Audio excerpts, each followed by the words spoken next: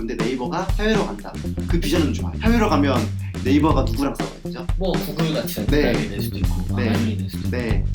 승산이 있다고 보시나요?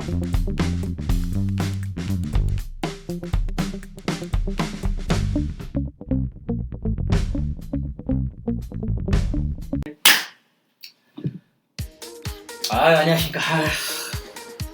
또 시작이네. 또 시작이네. 이렇게 오랜만에 뵙네.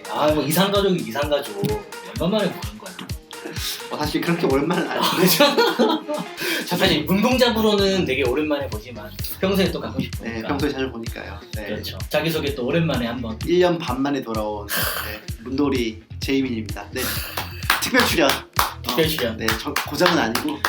고정은 안 되지만 바쁘시니까 그래도 이제 시간 되면은 틈틈이 나와주시기로 부탁을 드리고 너무 오랜만이에요. 네. 우리 이거 시작했던 게 예전에 사당역에서 같이 모여가지고 시작부터 스터디를 해서 TMI 되게 좋아해. 추억팔이 진짜. 한번 해야지 또 이렇게 그래서 오늘 무슨 얘기 하나요? 좀 간만에 또 이렇게 아이스 브레이킹 하려고 그랬는데 너무 빡빡한 거 아닙니까? 저희 사이에 이런 거 필요 없어요.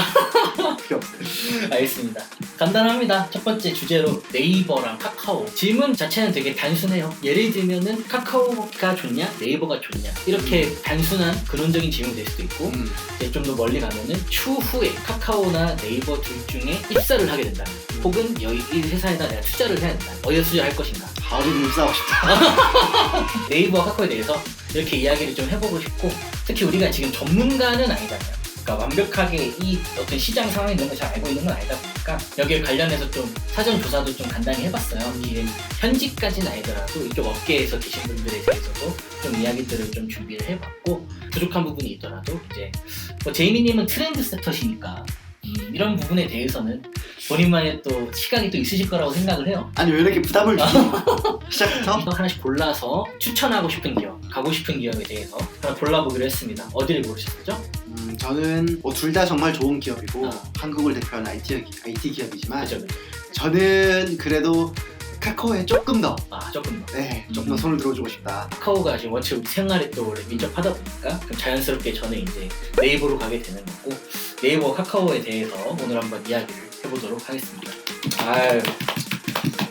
보고 싶었어. 아련해. 지적거리지 마세요.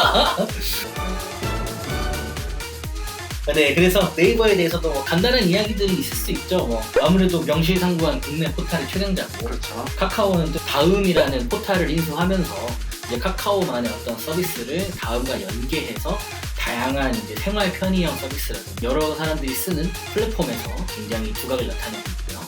이런 부분에 대해서 뭐 하나 고르신 이유가 있으실 것 같아요. 사실 둘 다 좋은 기업인 건 맞죠. 좋은 기업인 건 맞고 한국을 대표하는 IT 기업인 건 맞는데 네이버는 그 뒤에 뭔가 한 방이 없는 느낌이 들어요. 한방. 물론 뭐 동료정 씨가 좀 이따 얘기를 할 것 같지만 뭐 라인이라는 서비스가 해외에서 엄청 잘 먹히고 있고 하지만 우리는 한국 사람이다. 나는 한국 사람이고 내가 느끼는 거는 카카오를 훨씬 생활에서 많이 느낀다. 뭐 부모코인이라고도 할 수 있을지 모르겠는데 카카오의 영향력이 정말 엄청나다. 엄청나기 때문에 적어도 한국에서는 아마 네이버를 밀어내고 카카오가 생활 전반에 대한 침투력, 뭐 점유율 등이 높아지지 않을까라고 생각을 해서 저는 카카오를 골랐어요. 카카오를. 네. 그러니까 저도 좀 동의하는 부분도 있지만 그럼에도 불구하고 제가 네이버를 선택한 이유가 있다면 1등이라서 할 수 있는 게 있고 후발주자들이 따라올 수 없는 부분이 좀 있는 거잖아요. 그런 부분에서 네이버가 굉장히 많은 부분에서 뭐 여러 가지 어떤 새로운 시도를 많이 하고 있다고 저는 생각을 하거든요. 그러니까 우리 눈에는 좀 안 보일 수 있어. 굳이 예를 들자면 네이버 스포츠 같은 경우는 야구를 좋아하니까 오늘 야구를 개막했습니다.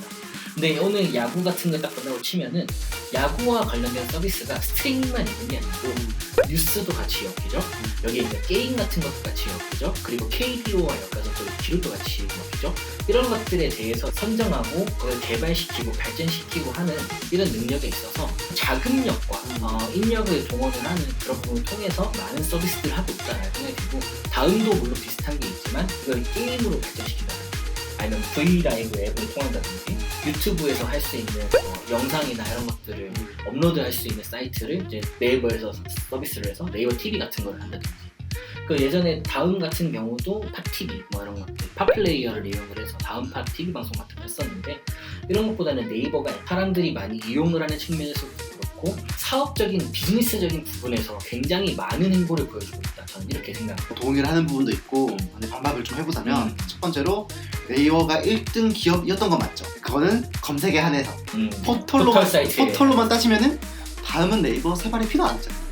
하지만 지금 네이버와 카카오의 주가를 보면 어떨까요? 네, 주식이 그 시장 상황을 굉장히 잘 반영을 하고 표현한다고 생각했을 때 네이버와 카카오의 주가는 지금 거의 차이가 나지 않습니다. 첫 번째로 거의 비슷해요. 재밌게도. 네, 그래서 자금력으로 네이버가 카카오 우위에 있다는 말을 할 수 없는 처지인 거죠. 실제로 투자 유치를 카카오가 훨씬 더 많이 받고 있어요. 카카오의 김범수 의장을 필두로 해서 카카오는 마치 스타트업들의 연합체처럼 움직이고 있어요. 되게 굉장히 다양한 스타트업들을 인수를 해서 키우는 서비스를 하고 있어서 김현정 씨 같은 경우에는 야구를 좋아하고 스포츠를 좋아하니까 그쪽이 보이겠지만 카카오는 그런 쪽 말고 또 우리가 굉장히 모르는 다양한 서비스들이 많이 포진되어 있어요. 지금 네이버에 말했던 논리가 오히려 카카오에 더 맞는 논리이기도 해요. 카카오가 훨씬 더 외부에서 끌어온 자금들을 바탕으로 훨씬 더 다채로운 서비스를 시험 개발하고 있고 물론 네이버도 개발하고 있지만 그 둘의 분야는 조금 다르고 하지만 네이버는 라인처럼 좀 해외에 먹힐 만한 그런 상품들을 줄여 콘텐츠를 해서 개발하는데 같은 경우가 그런 거에 돈을 많이 쓴다면 카카오는 진짜 다 하는 거야. 다. 그러니까 문어발식 확장을 진짜 하는 그냥 모빌리티, 금융, 엔터는 조금 약한 것 같은데 그게 아마 카카오의 뭐 로엔, 이제 뭐 멜론 이런 건 좀 번이 되겠죠. 아이유가 네네네 그런 식으로 굉장히 다양한 것으로 하고 있기 때문에 카카오가 옛날에 다음이라고 생각하면 안 된다. 포털 사이트로서 봐서는 사실 네이버는 1등이죠. 근데 여기서 네이버와 카카오의 어느 분야로 보느냐에 따라서 좀 알 수 있을 것 같은데 다른 분을 한번 연락을 해봤는데 네이버 갈래, 카카오 갈래 이렇게 물어본다고 치면은 그 형은 이제 로봇 쪽을 전공을 하는 사람이거든요. 그러니까 기계나 로봇 쪽인데 이 형이 석사를 마치고 나서 지금 이제 큰 기업에 갔어요. 거기에서도 카카오랑 네이버를 딱 사이에 두고 고르라고 하면은 네이버에서는 이런 것들에 대해서 기술자들이나 연구진, 해외에 있는 많은 연구진 이런 사람들한테 투자도 받고 같이 자문도 받고 하면서 일을 많이 한다라고 하더라고요.